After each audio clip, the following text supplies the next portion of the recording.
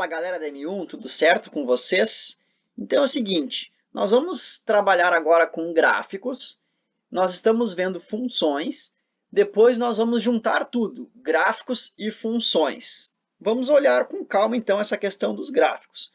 Lá na página 79 do livro, nós temos esse gráfico aqui, que está relacionando a evolução do número de candidatos inscritos no vestibular da FUVEST 95 a 2013. Então, assim, todo gráfico ele tem duas relações, uma vertical e uma horizontal. A vertical é a quantidade de candidatos e a horizontal é o ano. E vocês observam que nós temos aqui três cores diferentes de linhas, né? Então, por exemplo, 2003, aqui ó, nós temos 62.111 do vermelho, 95 do lilás, 161 aqui desse azul água. Então, existe uma legenda para esse gráfico. Esse verde água aqui, azul claro, sei lá, é o total de candidatos. Em vermelho é do ensino público e em roxo, ou azul forte, aí, do ensino privado. Então, assim, essa parte em azul é a soma desse escuro com esse vermelho aqui. Então, por isso que nós temos as três linhas. Aí observamos, né, tem algumas observações pela análise gráfica. Então, a função importante do gráfico é dar muitas informações apenas, né, num layout legal, sem texto e que fique de fácil visualização e interpretação. Então, a gente observa várias coisas aqui, ó, que teve uma redução, que depois aumentou, aqui quase manteve, né, aumentou de novo, desceu, cresceu, enfim. Aqui teve uma queda um pouco maior. Quando essa angulação aqui ela é muito grande, seja para cima ou para baixo, é que teve um aumento, né, uma taxa de crescimento ou de decréscimo muito grande. Quando ela é pequena, por exemplo, aqui, ó, nesse espaço, significa que a taxa também foi pequena de uma para a outra. Pegando um outro exemplo aqui, é um gráfico que só tem uma análise sendo feita, né? E mesmo assim relaciona duas coisas, uma na vertical e uma na horizontal, tipo a função, tinha a entrada e a saída. Agora nós temos que relacionar percentual sobre a taxa de consumo e os pontos de consumo.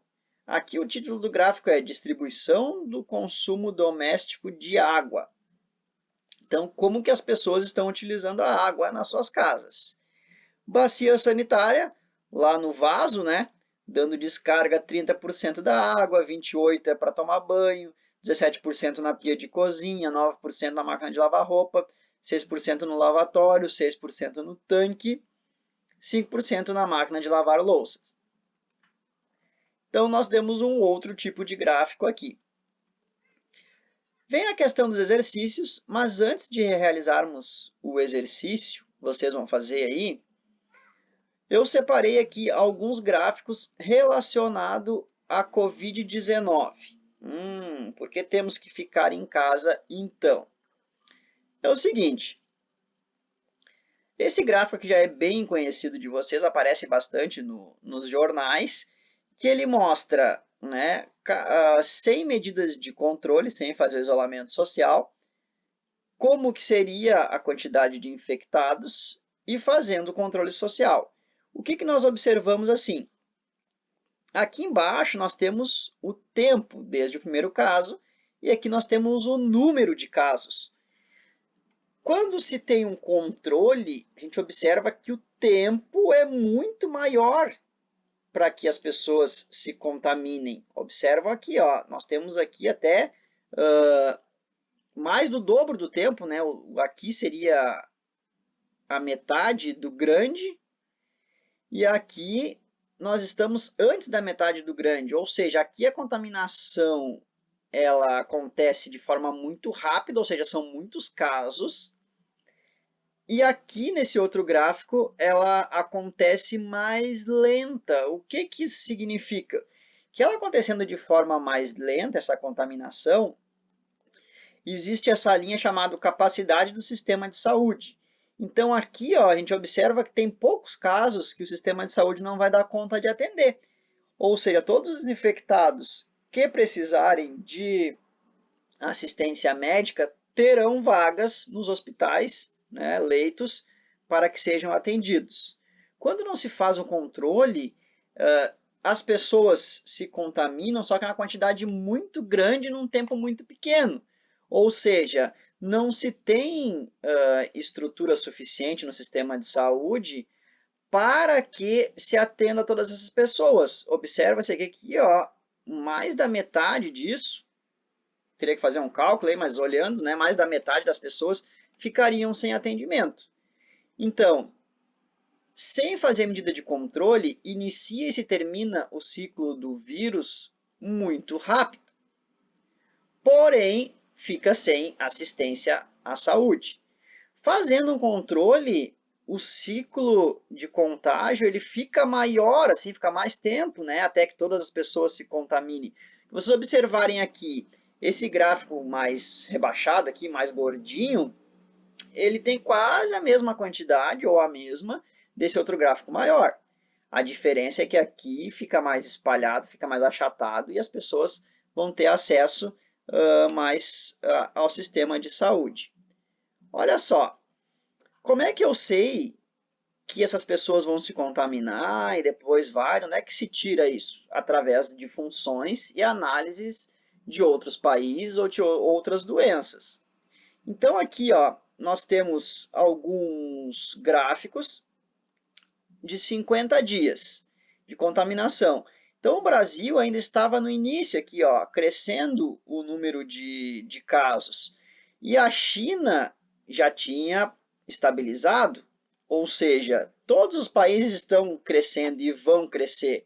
A diferença é que os sem controle vão crescer de forma mais rápida e os controlados de forma mais lenta.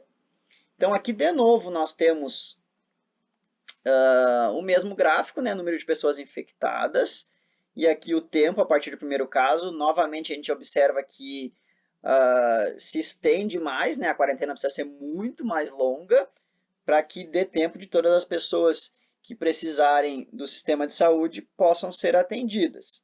E aqui, né, está até de uma cor diferente, escrito assim, consequência, casos no sistema de saúde com a superlotação de hospitais e a maior possibilidade de transmissão de doença, porque tem muitas pessoas também infectadas circulando, né? E aí o risco de morte também é muito maior por não ter o atendimento no sistema de saúde. Então aqui de novo, né, mostra esse traçado aqui, semelhante a esse primeiro da Covid-19.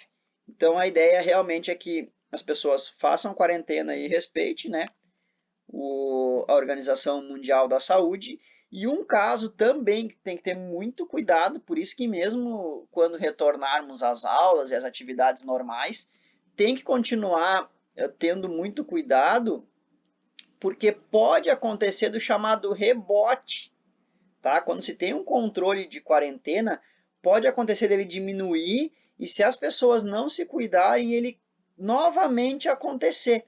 Então é chamado aqui, ó, risco de rebote após relaxamento das medidas. Ou seja, cresce o número de infectados, diminui, o pessoal não se controla, né? Ah, já passou isso aí, e aí volta a crescer novamente.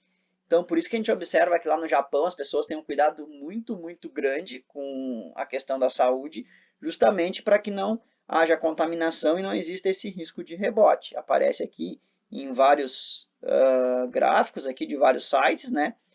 Essa questão de haver novamente esse contágio. Então, após isso, deixa eu achar o plural aqui. Plural, vocês farão os exercícios de análise, ó. O exercício 33, só respondendo no caderno aí, são, né, exercícios bem simples. E o exercício 34. Esses dois já tá de bom tamanho, exercício 33 e 34, da página 80 e página 81. Certo, pessoal? Então, boa aula para vocês, um bom exercício, até mais!